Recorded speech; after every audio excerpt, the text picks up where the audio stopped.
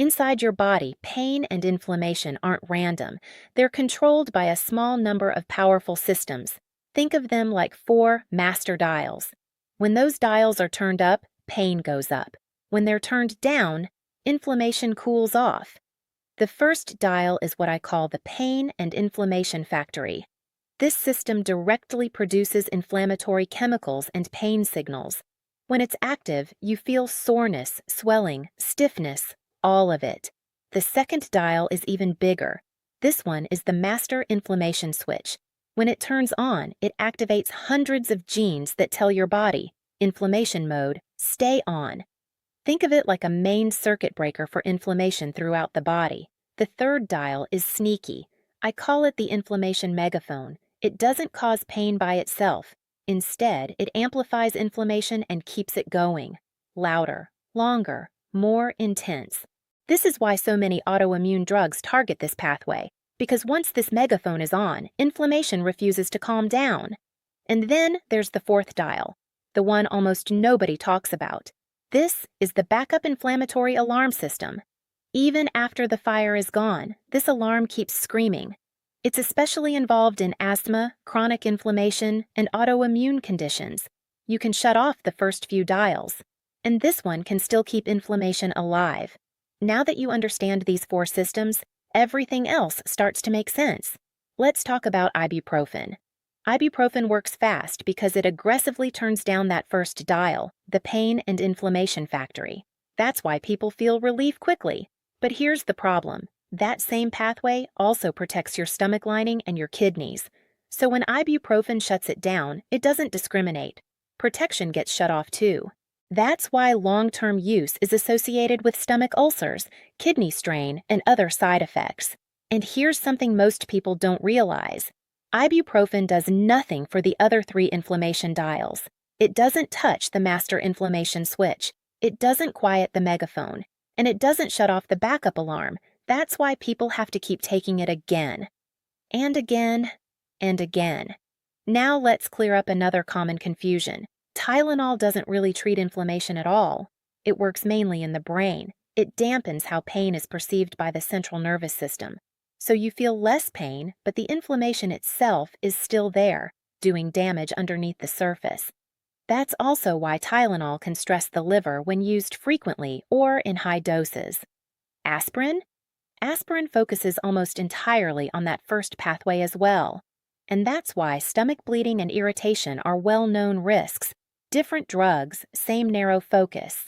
Now let's talk about turmeric. And this is where things get interesting. Turmeric works very differently. Not the spice form, not a pinch in food. The real power comes from curcumin, the active compound inside turmeric. Curcumin doesn't just attack one pathway. It gently turns down multiple inflammation dials at the same time. It reduces activity in the pain-producing pathway. It calms the master inflammation switch. And it quiets the inflammation megaphone. Not aggressively, not forcefully, but effectively. Research shows that 1,500 milligrams of concentrated curcumin, taken with black pepper to improve absorption, can produce effects comparable to ibuprofen without shutting down protective systems in the body. And this wasn't some small, poorly designed study. It was a randomized, double-blind, controlled human trial. 367 participants, peer-reviewed, published, and done on people, not animals. Same pain relief, but without the stomach and kidney damage. That difference matters, and turmeric isn't alone. Extra virgin olive oil contains compounds that behave very similarly to ibuprofen at the molecular level, not as strong, but enough to make a difference when used daily. That slight burning or tingling sensation you feel in the back of your throat when you take real extra virgin olive oil. That's the same sensation liquid ibuprofen can cause. Your body recognizes the similarity. Ginger is another powerful, underappreciated tool. It targets the inflammation amplifier, the megaphone, helping inflammation quiet down instead of echoing endlessly. Omega-3 fats from fish oil and cod liver oil work in the same amplification pathway, balancing out excessive inflammation, especially important if someone consumes a lot of omega-6 fats from seed oils.